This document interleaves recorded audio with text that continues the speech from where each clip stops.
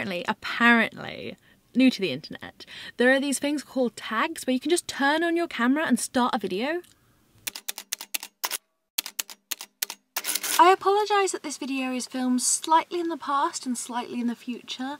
I started filming it and then everything broke for a long time. The A to Z tag, I feel like I could manage that. My books actually used to, you know, be in alphabetical order back when I still had shelves instead of just rising piles. This tag was started by Jen Campbell, who, as well as being a booktuber extraordinaire, wrote Weird Things Customers Say in Bookshops, More Weird Things Customers Say in Bookshops, both of which I have huge sympathy for, having worked in bookshops for 5 years, and also The Bookshop Book. Slight theme there. Let's get with this. If I remove these books here, they're actually holding this shelf up. Oh, I was looking for this for ages. Thank you, Tag, for helping me find it.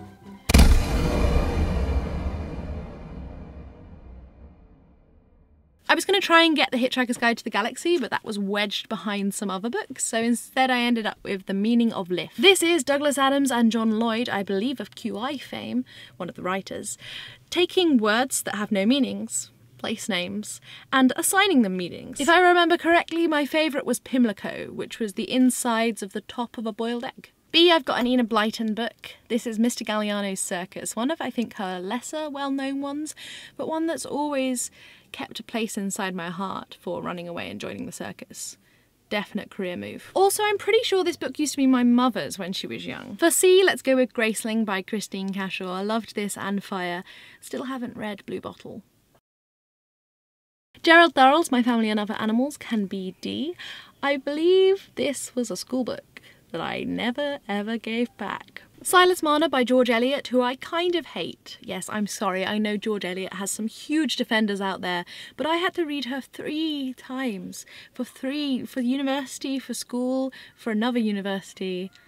Not a fan. Saying that, I had to read Middlemarch over and over and over again, loathing the characters' bad decisions every time. Silas Marner, not as bad. Jasper Fforde, I'll pick The Song of the Quark Beast. I have to pick one, right? Jasper Fforde is one of my favourite authors. I just went to the Fforde Fiesta a few weeks ago, which was kind of amazing, and I picked up some American editions of his books because I love the covers. I have a lot of editions of all his books now. That was a hard decision to make, guys. All my favourite authors seem to begin with F for some reason. It does make me happy, though, the idea that one day I will be published, and my last name being Finnegan, I'll be on the shelves right next to them. All the G books are literally, like, 4 stacks back in here. I don't want to have to move all of you to get to... there's this one. Can you see it? I'm sure you can see it very well. This is Lev Grossman's The Magician King. If I pull it out, everything will fall down. So you'll just have to take my word that it is in fact there. That's its red spine back there. Okay, I found a better G. This is Mary Shelley's Frankenstein as retold by Gris Grimley, which I'm sure can't be his real name because it's too good, but we'll go for it for the sake of the tag. Can never get over how beautiful this guy's art style is. Back to my traditional fantasy roots for H, which is Robin Hobb.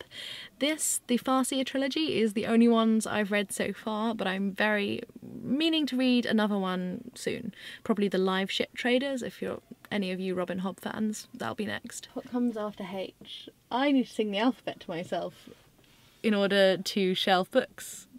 That was something I never got over doing, despite working in a bookshop for 5 years. So I've surpassed the problem of having not enough books to do this tag, and have very much got to the problem of having too many books to do this tag. So many books that I know there are eyes back there, I just can't get to them. The Buried Giant by Kazuo Ishiguro, a book that I've yet to read. I bought it on basically publication day and have wanted to read it ever since, but finding the time, there are so many books I have to read, have to read to review or for an event. This I just want to read. It's going to take second place, unfortunately. Here is my poor copy of Howl's Moving Castle by Diana Wynne Jones. My friend dropped it in a canal and thought it was okay to give it back like this. Not okay. Never okay. The Duff by Cody Keplinger.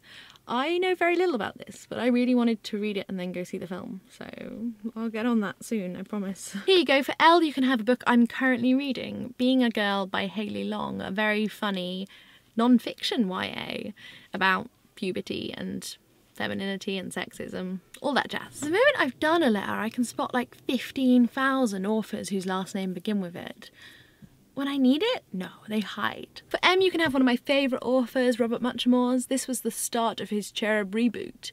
Cherub spy stories, but with new, younger, exciting characters. It's even signed to me, no. N, let's go for Garth Nix. This was just given to me by Hotkey. It's a collection of short stories, one of which is from the Old Kingdom, the Sabriel, Lyriel, Abhorsen universe, and I am dying to read it. Let's go for a manga for O. This is Miho Obana. She writes the Kodacha series, of which there are 10 books, and I've been in love with these since I was about 10 myself.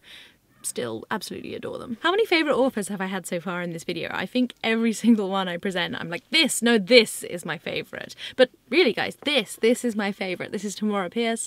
World Magic is the first book in the Immortal series, which features a character called Dane who can transform into animals and speak to animals, and I want to do that.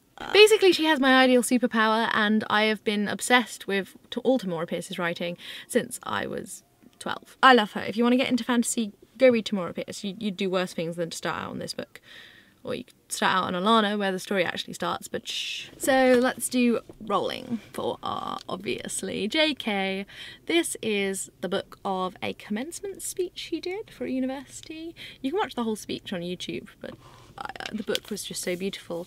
And look inside the dust jacket, it's got little graduation hats. It's not good when your books like literally stick to each other, is it? Yeah. Let's not go with the obvious, let's go with Raise High the Roof Beams Carpenters, which I remember being 2 short stories. I think one of them's in the Franny and Zoe universe. T, let's go for some classic Tolkien. Couldn't find my fellowship, you'll have to make do with the 2 towers. V is Jess Valence for Birdie. I got given this again by Hotkey very recently, and I actually got to meet the author, who was amazing and lovely. The book is about a girl at school with no friends, and then she's assigned to show the new girl around, the new strange girl.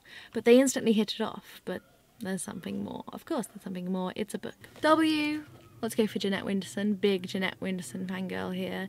Lesbianism, magical realism, dark humour.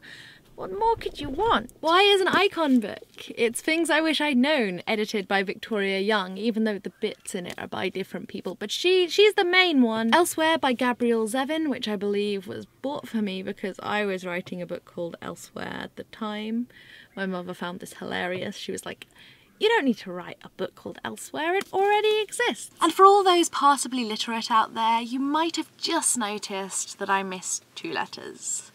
U and X. Yeah, I'm googling this. There's no way I cannot have any authors whose name begin with U.